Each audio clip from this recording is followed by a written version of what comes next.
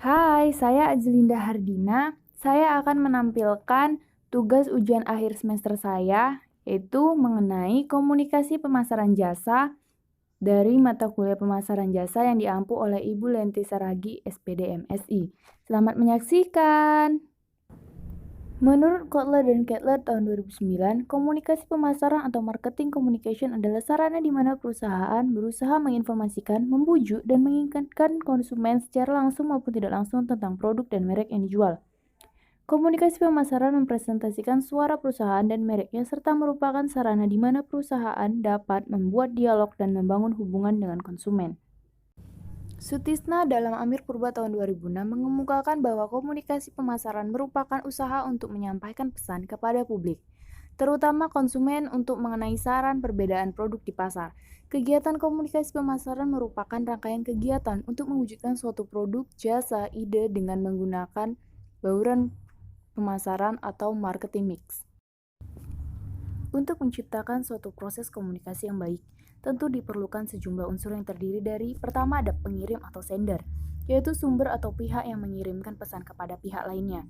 Yang kedua ada penerima atau receiver, yaitu pihak yang menerima pesan yang dikirimkan oleh pihak lainnya atau sering juga disebut audiens atau tempat tujuan. Yang ketiga ada pesan atau message, yaitu bentuk lambang yang dikirimkan oleh pengirim. Yang keempat ada media atau saluran komunikasi melalui mana pesan beralih dari pengirim ke penerima. Selanjutnya ada penyajian atau encoding, yaitu proses pernyataan pikiran dalam bentuk lamban. Selanjutnya pengurai isi sandi atau decoding, yaitu proses di mana penerima memberikan pengertian pada tanda atau lambang yang dipancarkan oleh pihak pengirim. Selanjutnya ada tanggapan atau respon, yaitu rangkaian reaksi yang dimiliki oleh penerima setelah bersikap akan pesan. Yang terakhir itu ada umpan balik atau feedback, yaitu terjadinya suatu gangguan yang tak direncanakan atau distorsi selama proses komunikasi berlangsung.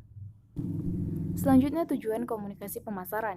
Komunikasi pemasaran ada 3 tujuan. Yang pertama menyebarkan informasi dari suatu produk atau komunikasi informatif misalnya tentang harga, distribusi, dan lain-lain. Yang kedua mempengaruhi untuk melakukan pembelian atau menarik konsumen bersaing untuk beralih merek atau komunikasi persuasif. Dan yang terakhir itu ada mengingatkan audiens untuk melakukan pembelian ulang atau komunikasi mengingatkan kembali.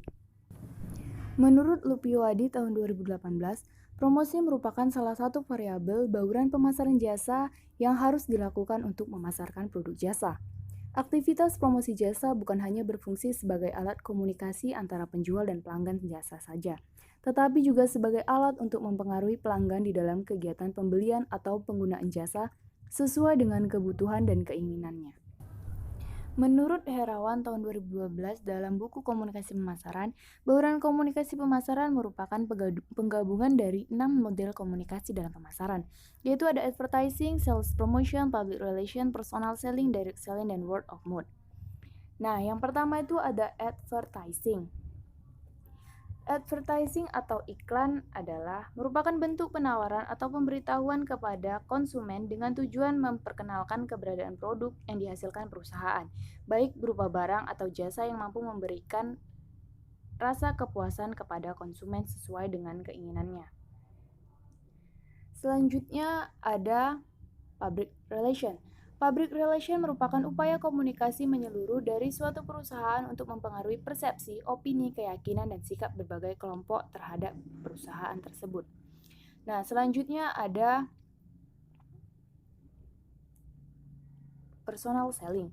Personal selling adalah seseorang yang melakukan penjualan barang atau jasa dengan ditujukan kepada perorangan di mana tenaga sales datang ke lokasi konsumen yang berada dan menawarkan langsung barang tersebut kepada konsumen. Nah, selanjutnya ada direct selling. Direct selling merupakan penjualan langsung atau pendekatan pemasaran yang bersifat bebas dalam penggunaan saluran distribusi dan komunikasi pemasaran yang memungkinkan perusahaan memiliki strategi tersendiri dalam hubungan dengan konsumen. Nah, selanjutnya ada yang terakhir itu word of mouth.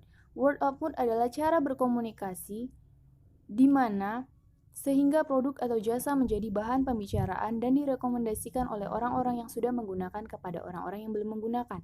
Word of mouth kadang terjadi di luar kontrol oleh produk, tetapi hal ini juga sangat diciptakan. Nah, selanjutnya langkah-langkah pengembangan komunikasi. Menurut Lupio Hadi tahun 2013, ada beberapa langkah, yaitu yang pertama ada mengidentifikasi target audiens. Di mana tahap ini kita memerlukan siapa target audiens kita. Target audiens bisa merupakan individu, kelompok, atau umum. Nah, yang kedua menentukan tujuan komunikasi. Setelah mengetahui target audiens dan ciri-cirinya, maka kita dapat menentukan tanggapan apa yang dikehendaki. Yang ketiga ada merancang pesan, di mana perusahaan harus menyusun pesan yang efektif. Dan yang keempat ada menyeleksi saluran komunikasi. Perusahaan harus menyeleksi saluran-saluran komunikasi yang efisien untuk membawakan pesan. Yang kelima ada menetapkan jumlah anggaran promosi. Menetapkan anggaran sangatlah penting karena untuk menentukan menggunakan media apa juga tergantung pada anggaran yang tersedia. Yang keenam ada menentukan bauran promosi. Langkah berikutnya setelah itu apa yang digunakan seperti misalnya advertising, personal selling, sales promotion, atau public relation, dan yang lain-lain. Selanjutnya ada mengukur hasil-hasil promosi. Setelah melakukan rencana promosi, perusahaan harus mengukur dampaknya pada target audiens. Apakah mereka mengenal atau mengingat pesan-pesan yang diberikan? Yang terakhir ada mengelola dan mengkoordinasi proses komunikasi. Karena jangkauan komunikasi yang luas dari alat dan pesan komunikasi yang tersedia, untuk mencapai target audiens, maka alat dan pesan komunikasi perlu dikoordinasikan. Sedangkan menurut Kotler dan Armstrong, ada 3 langkah, yaitu yang pertama, di mana kita merancang pesan. Yang kedua, memilih media. Yang ketiga, menelaah sifat masing-masing dari alat komunikasi pemasaran yang digunakan dalam melakukan pengembangan komunikasi. Demikian hasil dari pemaparan materi saya. Saya ucapkan terima kasih kepada semuanya. Dadah!